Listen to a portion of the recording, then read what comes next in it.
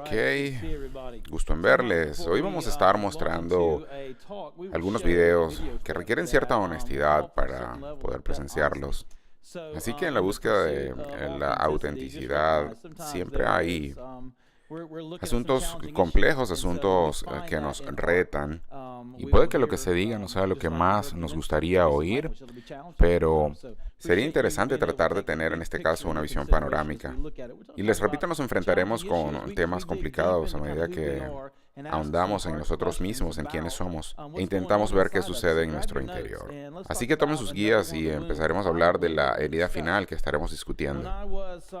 Cuando tenía unos 13 años, yo estaba en un equipo de béisbol. Y en ese momento estábamos jugando una serie amistosa con un equipo. Yo jugaba primera base. Y dado que mi mano izquierda era mi mano hábil, tuve la oportunidad de lanzar en algunas ocasiones. Y en eso me dice el coach, quiero que lances un par de innings. Yo no había estado practicando. Sin embargo, me subí al montículo y comencé a lanzar. Fue un inning muy complicado. Apenas pudimos salir de él sin que nos anotaran. Y mientras bateábamos me dirigí al coach y le dije, sabes, creo que no debería yo lanzar en el siguiente inning. No he estado entrenando como lanzador y podría volver a primera base. Es que se supone que lancemos 2 innings cada uno. Y mi intención con esto era quitar la presión de sus hombros, era decirle, bueno, puedes colocar a otra persona y déjame hacer a mí lo que yo puedo hacer bien. En ese momento su rostro cambió como en una escena de una película. Todo su semblante se transformó. Y fue la primera vez que un hombre que no fuera mi padre me cortó en dos y me peló como una cebolla. Si él hubiera tomado mi cuero cabelludo y lo hubiera abierto en dos, no hubiera sido más difícil de lo que fue cuando comenzó a hablarme. Y no voy a entrar en detalles recordando las palabras que usó, pero este era un hombre que yo sabía que se interesaba mucho por mí. Pero en ese momento comenzó a hacerme preguntas acerca de mi hombría, de mi masculinidad, acerca del miedo, acerca de qué sería yo en el futuro, acerca de qué permitiría que este equipo contrario hiciera conmigo. Y él me llevó a preguntarme y a responderme algunas preguntas muy difíciles en ese momento, y el hecho de que yo volvería a ese montículo ya no estaba en duda. Y subí al montículo y todo fue muy bien, porque cuando un hombre te presiona de la manera correcta te puede llevar a lugares en los que nunca has estado.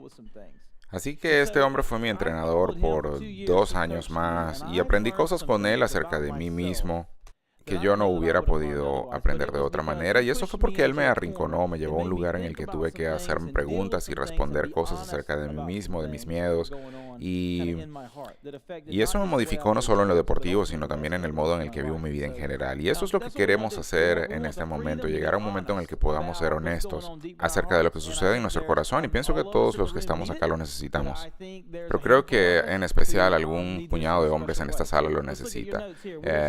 Vamos a hacer un repaso.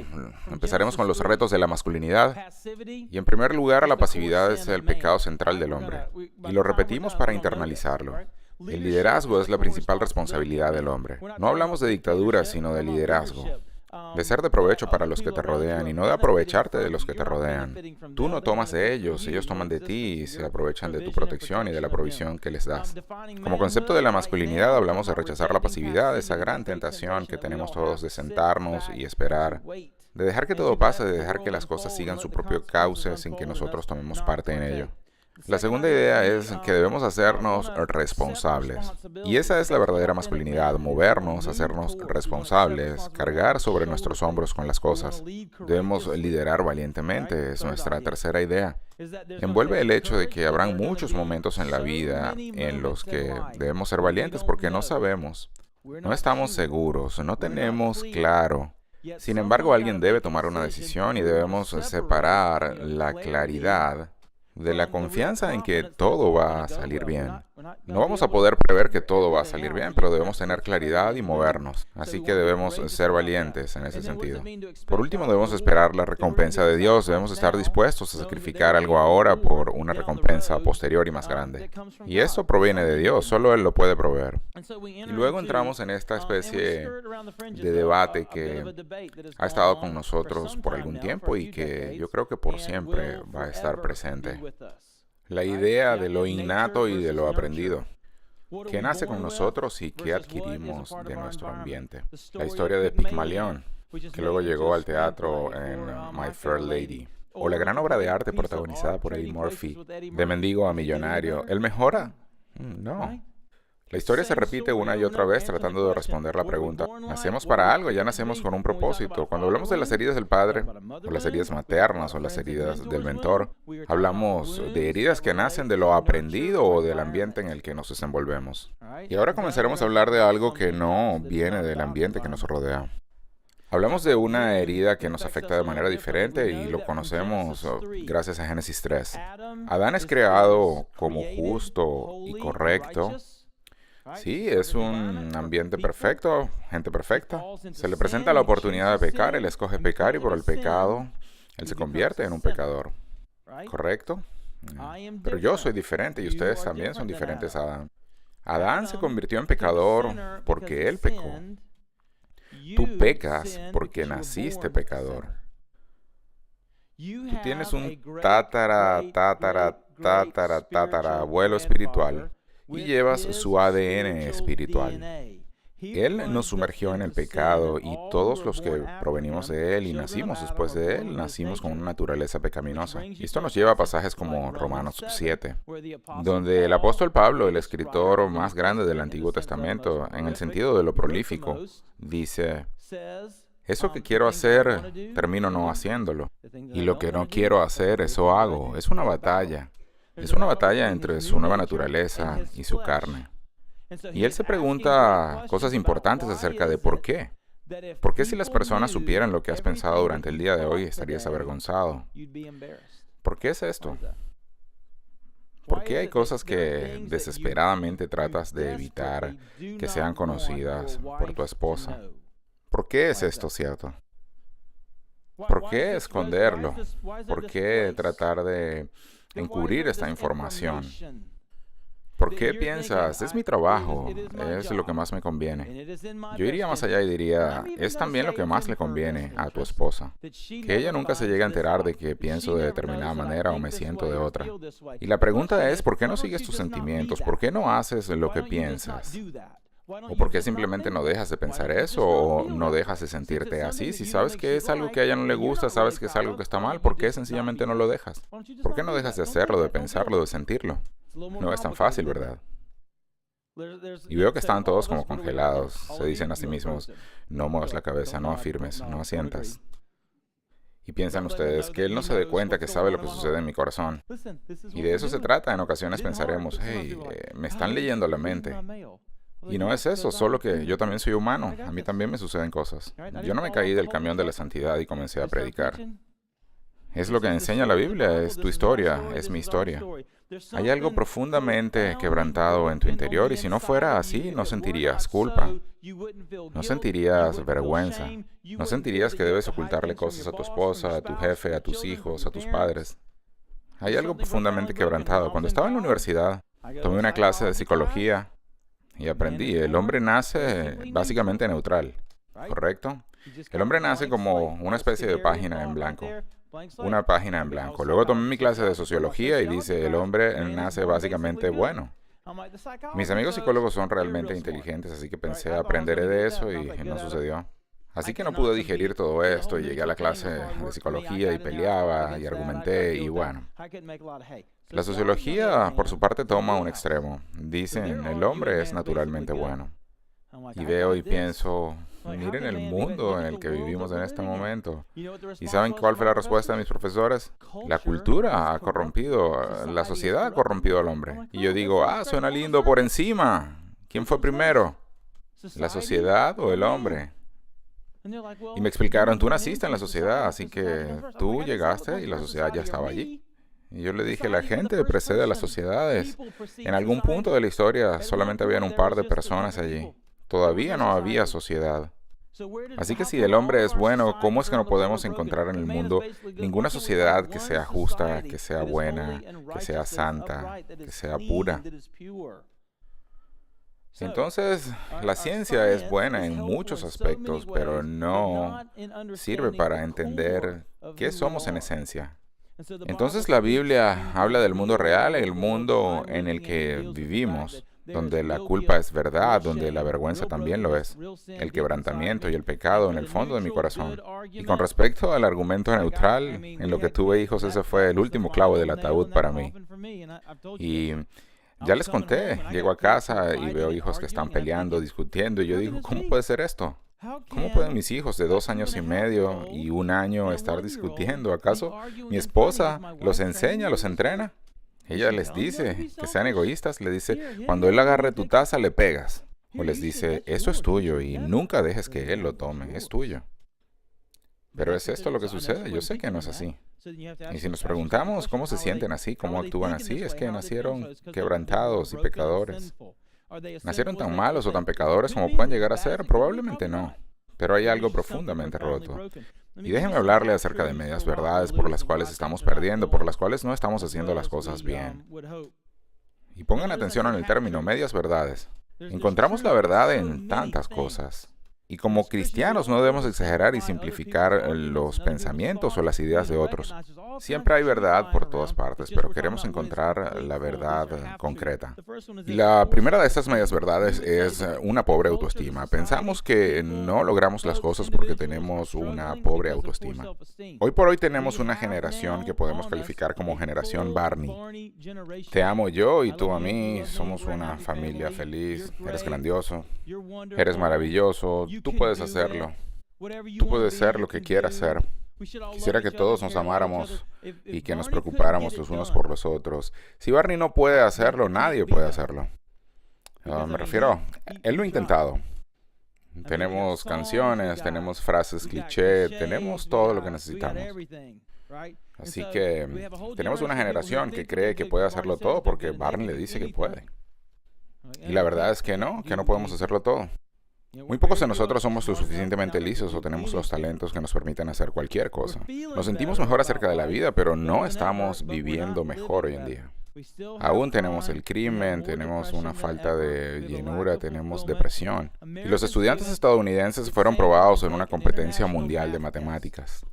Participaron muchos países a escala mundial. Y lo curioso es que calificamos entre el lugar 16 y el lugar 18 del mundo. Así que ahí estábamos entre el 16 y el 18, dependiendo del año. Pero cuando se hace una prueba y se le pregunta a los estudiantes cómo creen que salieron, el resultado es, ¿salimos de primeros o segundos? Así que pensamos que somos los mejores matemáticos del mundo y hay una gran disparidad entre la realidad y lo que pensamos. Pensamos que estamos en un lugar, pero en realidad estamos en otro. Debemos ser más honestos con eso. El autoestima, lo que pensamos de nosotros mismos, no nos hará mejores. B. Continuamos con las medias verdades. B. Otros tienen la culpa. Recibí una carta de una mujer hace un par de años de 4 páginas de todas las personas que la habían defraudado en su vida, todas las organizaciones, todas las iglesias, todos los ancianos, todos los que la habían defraudado. Y habían unos 20, una buena veintena de organizaciones y personas que la habían defraudado, personas que la habían maltratado y que no habían podido ayudarla. Y la conclusión que sacabas al leer todo esto era, fíjate toda la gente y las organizaciones culpables de lo miserable que soy. Hey, ella tenía 20 personas en su lista y seguramente yo sería el 21. Pero lo interesante de todo esto es que ella había decidido que ella era una consecuencia de un montón de problemas externos. Ella había encontrado un montón de personas a las que culpar en vez de verse a ella misma. Ahora, en ocasiones podemos culpar a otras personas de nuestro dolor, por supuesto.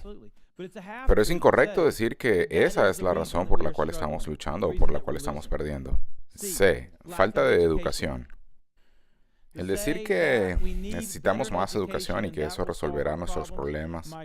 Mi abuela en este momento se debe estar revolcando en su tumba porque ese era su argumento principal. Pero el hecho es que yo sé lo que es comer bien y lo que es hacer ejercicio. Yo he sido educado en cuanto a la salud, pero eso no significa que lo esté haciendo. Así que yo puedo saber cómo se supone que vive, pero no quiere decir eso que yo lo esté haciendo, de hecho. La información implica conocimiento, mientras que el hacer es un acto volitivo. Son dos asuntos diferentes. Se solapan, por supuesto. En algún momento, si sabes algo, lo puedes hacer, pero el hecho de que lo sepas no implica que lo harás. Así que en ese sentido no se excluyen mutuamente, pero tampoco podemos decir que son cosas iguales. Durante los años 80, Nancy Reagan utilizó esa campaña de dile no a las drogas y sabemos lo que pasó. Y todo supuestamente fue llevado a cabo por cristianos. Tomaron mucho dinero de los inversores de aquí de Carolina. Gente que conocíamos, tomaron el dinero de la gente. Se perdió mucho dinero en todo esto. Así que gente muy educada no pareció ser afectada en su nivel de corrupción. Y en ocasiones parece que los más corruptos son los más educados. Otra media verdad. El gobierno no está haciendo lo suficiente. Es tratar de sobreestimar lo que debe hacer el gobierno y poner la culpa bien lejos de nosotros. Ahora, ¿hay cosas que debe hacer el gobierno? Por supuesto, hay cosas que son más grandes de lo que puede afrontar una persona individualmente, claro. Pero no puedo decir que toda la responsabilidad individual que tengo depende del gobierno. No puedo poner toda mi responsabilidad en una institución y responsabilizarlos. Genes defectuosos. La genética impacta nuestras vidas, impacta lo que somos, lo que hacemos, por supuesto. Pero este tema lo abordamos así. Decimos que nacemos de una determinada manera. Si decimos esto, nos libramos de la responsabilidad. Así que en cualquier materia que podamos decir que nacimos con alguna inclinación, con alguna predisposición acerca de determinada cosa, y que eso nos quita la responsabilidad y nos hace unas víctimas, yo diría esto. Aunque encontramos que hay razones genéticas que nos predisponen, por ejemplo, mi hija nació con una predisposición a la diabetes. Esto es hereditario, ha sido algo familiar. La enfermedad tiroidea de la que sufro, el lupus, todo eso va junto. Así que nacimos quebrantados de manera familiar o genética. Y ahora que ella tiene diabetes tipo 1 y yo tengo la enfermedad de Graves, ella toma insulina y yo medicinas todos los días. Eso me absuelve de tomar las medidas necesarias para cuidar mi salud. Yo no escogí tener hipertiroidismo. Aún siendo verdad que la predisposición genética juega un papel fundamental, eso no remueve la responsabilidad que tengo yo de cuidar mi salud. Y puede que haya una serie de factores que se mezclan de formas complejas, pero lo que sabemos es que nuestro problema más profundo, nuestro problema principal es un problema espiritual. Así que la verdad oculta detrás de todos los problemas de la vida, y eso es un problema bien grande. Y tiene sentido en la Biblia y tiene sentido también en la vida diaria que todos vivimos. Y volviendo a sus guías, a la letra A, todos estamos bajo una condición conocida como depravación total. Los teólogos definirán qué quiere decir esto, que lo intentarán matizar de alguna manera. Los calvinistas lo definen de una manera, los no tan calvinistas lo harán de otra. Y no es nuestra intención entrar en el debate. Nosotros queremos utilizar este término de una manera amistosa para el usuario, por decirlo de alguna manera. Entonces, ¿dónde está el quebrantamiento? En lo espiritual, no en lo físico. El problema es interno y no externo. Es profundo. Y todos lo tenemos. Puede que tú no tengas una herida paterna, pero tienes esta. Puede que no tengas una herida materna, pero tienes esta herida. Puede que no hayas sido herido por tus amigos o mentores, pero por esto has sido herido. Yo tengo este amigo que juega básquetbol. Es muy viejo para jugar el básquetbol. No es joven como yo. Yo estaba fuera de la ciudad cuando esto sucedió. Cuando regreso a la ciudad lo llamo y le pregunto cómo estaba. Me dice, bien, tuve una cirugía. Y yo, ¿y por qué tuviste una cirugía? Bueno, estaba jugando y mi tendón de Aquiles se me desprendió del fondo de mi talón. Se me subió hasta la pantorrilla. Y yo pensé, menos mal que estaba fuera de la ciudad para entonces. Y en la cirugía lo que hicieron fue tomarlo, alarlo de nuevo a su lugar y taladrar mi talón y unirlo nuevamente a él. Y para ayudar a que todo fuera posible, tomaron alguna parte del tendón de mis dedos y lo tomaron debajo de mi pie y lo usaron para unir todo. Y el punto es el siguiente: no vas a estar jugando, te vas a romper el tendón de Aquiles y vas a ir a la orilla de la cancha y decir, me acabo de romper el tendón de Aquiles, póngame algo de cinta allí. y te dicen, voy a colocar un poco de cinta. La apreté muy bien, así que todo va a estar bien. Vas a estar muy bien. Eso no es posible porque algo catastrófico acaba de suceder. Y encintar o vendar alguna parte de nuestro cuerpo puede ser bueno en algún momento, pero por más que te digan que la cinta puede ayudar, ella puede ayudar, pero en casos donde ella puede ayudar. Pero en situaciones profundas, en situaciones complejas, en situaciones catastróficas, tenemos que tener cirugía. Tenemos que lidiar con eso. Se trata de otro nivel, y eso sucede en nuestra iglesia, no en el mundo, no fuera de acá, en nuestra iglesia. Nosotros tenemos la tendencia de tomar la herida más grande con la que podemos lidiar en nuestras vidas. Nuestro espíritu quebrantado, nuestra depravación. Esa herencia de nuestro tatarabuelo Adán, esa naturaleza, ese ADN que tenemos heredado de Adán, queremos ayudar con tape, con cinta, vendarlo. Voy a ir a la iglesia, voy a portarme bien, voy a hacer algunas cosas buenas. Voy a hacer lo bueno y pararé de hacer lo malo. Así que, ¿qué hacemos? Tomamos el asunto más profundo y lo tratamos de la manera más superficial posible. Hacemos un estudio bíblico, vamos a la iglesia, nos reunimos, incluso los caballeros de la mesa redonda. Tomamos la mesa redonda como una lista de pendientes. Vamos a comenzar a hacer esto, vamos a comenzar a hacer aquellos, y vamos ejecutando tareas. Y pensamos que eso nos va a afectar de una manera profunda.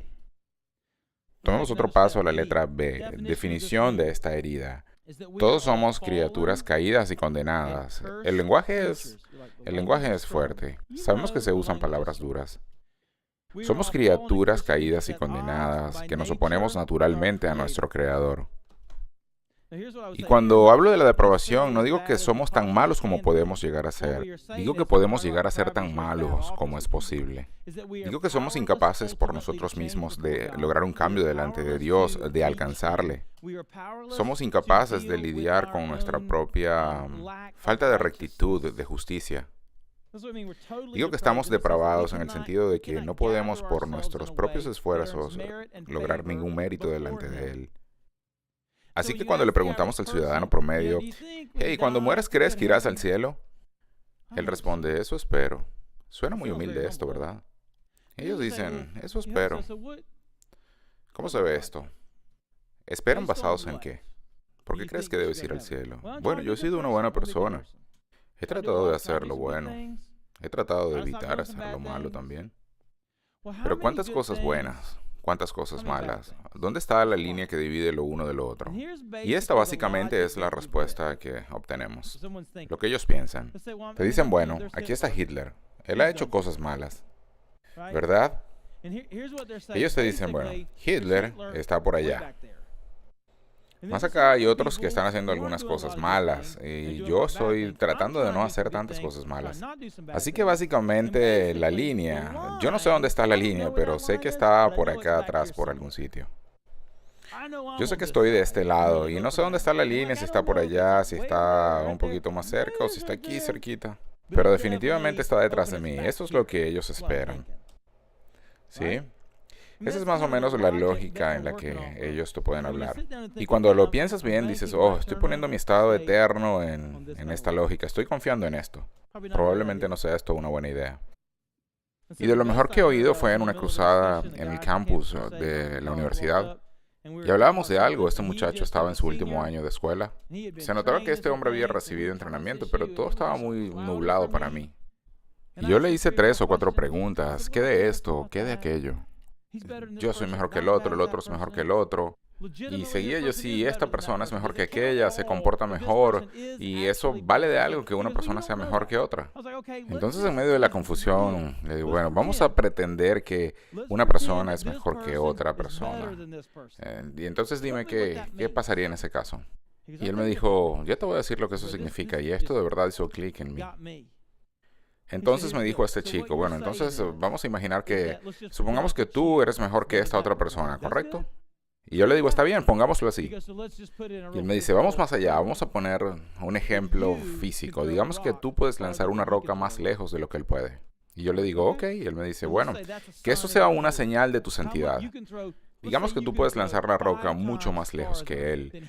Digamos que puedes lanzarla 5 veces más lejos que él. Esa es una señal de qué tan santo eres. Le contesto, exactamente así es. Y él me dice, el problema es que Dios está en Alaska. Él me dice, mira la brecha. Es demasiado grande si Dios está en Alaska y tú quieres alcanzarlo con tu roca. Si Dios está en Alaska y tú quieres alcanzarlo lanzando una roca, la brecha es tan grande que Dios no va a poder ver si tú la lanzaste más lejos que Él o Él que tú. Ambos se quedan muy cortos para el estándar de justicia y santidad que Dios pone. Y yo dije, al fin.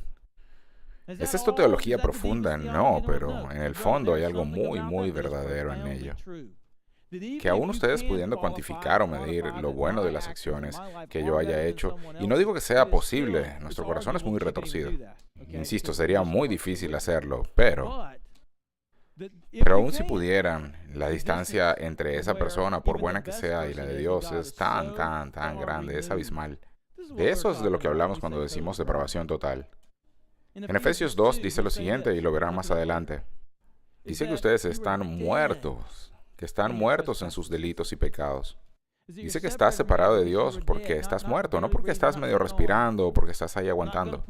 Dios te levanta y la salvación a veces es vista como un salvavidas que se le tira en el que la persona se agarra. Y no, esa persona está muerta.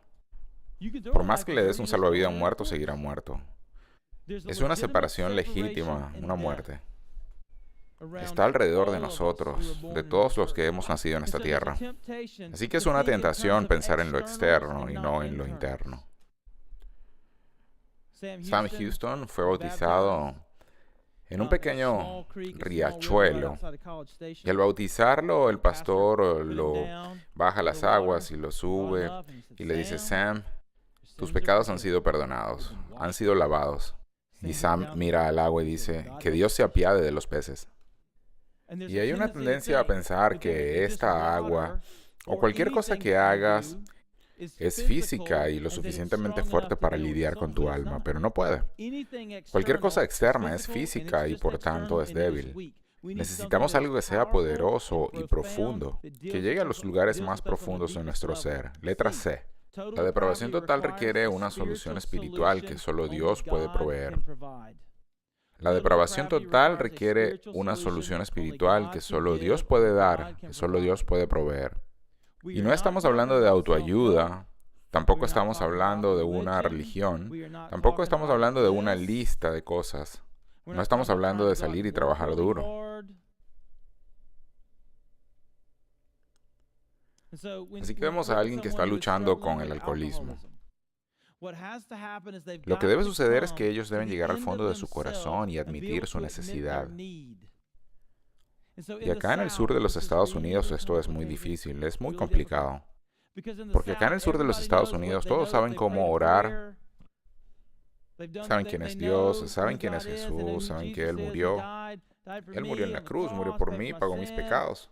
Si yo oro a Él, si le recibo en mi corazón, si le entrego, lavará mis pecados. Y tenemos todo esto y lo sabemos. Pero cuando todo eso se vuelve una cultura, una costumbre, puedes llegar al punto en el que repites las palabras, sacas de contexto las cosas y puedes terminar hablando falsedades. Así que luego del Día de Acción de Gracias, en mi primer año de universidad, regresé. Y de pronto el profesor dice, bueno, tenemos a Scott acá, va a compartir algo con nosotros en este momento. Y yo dije, no puede ser, Scott, ya la clase es suficientemente aburrida. Apúrate para terminar con todo esto. Y Scott nos cuenta, cuando iba el miércoles a casa para el Día de Acción de Gracia, paré mi carro a la orilla de la carretera, me bajé y recibí a Cristo como mi Salvador. Y cuando él termina, yo digo, ¿qué? ¿Me estás diciendo que luego de un semestre en el seminario te acabas de convertir en un cristiano? ¿No recuerdas que para entrar acá tuvimos que escribir nuestro testimonio y hacer una entrevista? Y él responde, sí, yo escribí algo allí. Sencillamente escribes una historia, te sientas con el decano, le echas un cuento y le dices, bueno, me pasó esto, me pasó aquello, tenía 9 años.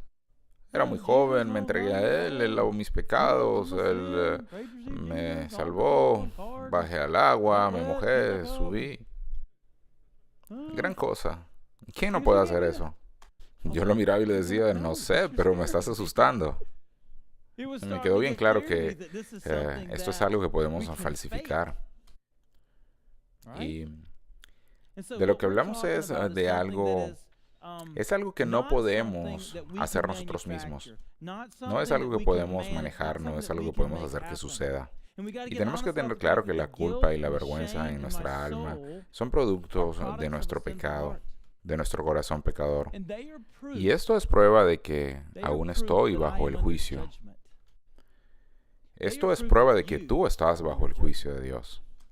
Y te digo, si lo has falsificado, si has repetido frases que has escuchado solamente, si sencillamente estás repitiendo historias y diciendo, bueno, mi esposa está aquí y yo quiero encajar en esta cultura, y para eso aprendes lo que los cristianos dicen, cómo hablan y lo repites.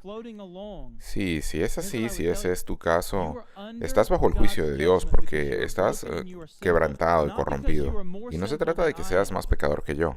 No se trata de que el cristiano sentado a tu lado haya sido mejor que tú y haya ganado el favor de Dios por lo que ha hecho de bueno. Ambos son igual de pecadores. La pregunta es, ¿qué es lo que hace la real diferencia? Vayan a 1 Corintios 15. Debe haber una Biblia en el asiento de enfrente o ustedes deben tener una. 1 Corintios 15, si su Biblia se ve como esta, debe estar alrededor de la página 692. No por la página 692, en la página 692. Quisiera leer a través de los 11 primeros versículos y luego hacer una recapitulación. Esto es una presentación del Evangelio muy clara. Vemos claramente explicada la naturaleza y los resultados del Evangelio. Vemos allí las buenas nuevas de Jesucristo, el mensaje de la cruz. Es Pablo quien habla acá y cuenta una historia personal, y también habla acerca de otros hechos. Verso 1. Ahora os hago saber, hermanos, el evangelio que os prediqué, el cual también recibisteis, en el cual también estáis firmes, por el cual también sois salvos, si retenéis la palabra que os prediqué, a no ser que hayáis creído en vano. Si el Evangelio es cierto, y si no, ustedes están perdidos. Verso 3. Porque yo os entregué en primer lugar lo mismo que recibí, que Cristo murió por nuestros pecados conforme a las Escrituras. Citando el Salmo 22 a Isaías 53, cientos de años antes de que Jesús naciera, hablando de la muerte del Mesías. Que Cristo murió por nuestros pecados conforme a las Escrituras, que fue sepultado y que resucitó al tercer día conforme a las Escrituras, que se apareció a Cefas y después a los 12. Luego se apareció a más de 500 hermanos a la vez, la mayoría de los cuales viven aún, pero algunos ya duermen. Y es que la resurrección es algo difícil de creer. Muchos habían muerto en la cruz, pero ninguno había resucitado, y este hombre lo hizo. Y si no lo creen, vayan a Jerusalén y hablen con uno de estos 500 testigos. Después se apareció a Jacobo, luego a todos los apóstoles, y al último de todos, como a uno nacido fuera de tiempo, se me apareció también a mí, porque yo soy el más insignificante de los apóstoles, que no soy digno de ser llamado apóstol, pues perseguí a la iglesia de Dios. Y esto es muy interesante. El más grande escritor del Nuevo Testamento era enemigo de Jesús. Esto deja algo muy claro. Qué tan bueno seas no determina si vas al cielo o no, porque Pablo era terrible. Él era un asesino. Así que qué tan bueno seas no determina tu destino. Algunos de ustedes entraron en este salón pensando, si soy bueno, entonces voy al cielo. Dios quiere que yo sea bueno, Dios necesita que yo sea bueno, y si lo soy, Él me va a recompensar con el cielo. De hecho, la realidad es lo opuesto a eso. Y es que Dios te va a premiar una vez que puedas admitir que tú no eres bueno, y que por eso necesitas a alguien bueno que tome tu lugar. Alguien que haya vivido una vida perfecta y que pueda morir en tu lugar. Pues perseguí a la iglesia de Dios, pero por la gracia de Dios soy lo que soy, y su gracia para conmigo no resultó vana. Antes bien, he trabajado mucho más que todos ellos, aunque no yo, sino la gracia de Dios en mí. Sin embargo, haya sido yo o ellos, así predicamos y así creísteis. Podemos observar 2 o 3 cosas interesantes que les quiero comentar acá. La primera de ellas es que Jesús murió como sacrificio por tus pecados. que cuando Jesús murió, la culpa, el peso y la vergüenza de tu pecado, de tu separación de Dios, fue puesta sobre Él. En el jardín Él pidió que esa copa pasara de Él. Ya podía sentir al Padre dándole la espalda. En la cruz Dios lo abandonó, lo separó de Él de la manera que tú y yo debemos ser cortados y separados de Él. El juicio que te correspondía a ti fue puesto sobre Jesús. Se supone que a través del sacrificio pagues por tus pecados, pero eso lo hace Jesús. Él con su sacrificio paga por tus pecados. Él es castigado en tu lugar. Y puede que algunos piensen, un Dios que castiga, a mí no me parece que eso está bien. Y no es así, porque cuando tu esposa te hiere, tú la castigas. La aíslas con el silencio o le devuelves un comentario áspero. El castigo es algo natural en nosotros, lo hacemos instintivamente, a veces ni lo llamamos castigo, pero juzgamos y castigamos todo el tiempo. Es algo que está enraizado profundamente en nosotros, lo hacemos a cada instante. Así que Dios lo hace, Dios castiga como consecuencia del pecado, y el pecado no es algo abstracto que anda por allí en el universo flotando. No es como pasarse un padre por allí, es una ofensa personal contra Él. Es una violación contra su persona, porque Jesús murió en la cruz para pagar por tus pecados. Segundo, Jesús fue levantado. Fue levantado de entre los muertos. Esto prueba que Él es quien dijo que era. Muchos pueden decir que pueden pagar por tus pecados, pero es la resurrección la que prueba que Dios aprueba a su Hijo. Ya que Jesús vivió una vida perfecta, Él puede hacer el sacrificio por tus pecados, porque su vida no debe pagar por sus propios pecados. Él es libre de sacrificarse por tus pecados. Y el haber sido levantado entre los muertos es prueba de que Dios aprueba ese sacrificio. Y su resurrección es prueba y sirve de anuncio de tu futuro si pones tu fe en Él. Entonces, sin duda morirás. ¿Has notado cómo tus ojos comienzan a fallar con la edad? Ya no funcionan como lo solían hacer. Así que cuando llego al médico le digo, doctor, tengo un problema con los ojos. Y él de inmediato me dice, ¿te cuesta leer de cerca? Yo le digo, sí. ¿Y cómo sabes? ¿Eres profeta? Y me dice, no. Ya pasaste los 40. ¿Y qué quiere decir todo esto? Le pregunto. Me dice, los mayores de 40 hacen siempre así cuando leen, ¿te das cuenta? Oh, sí, ellos se ven raros. Sí, siempre hacen así cuando están leyendo. Y no sé por qué, me parece bien. Hey, ahora yo lo hago. Ahora con las medicinas le digo a mis hijos, ¿puedes leerme esto? Mi hijo compitió en una carrera a campo traviesa en Colombia.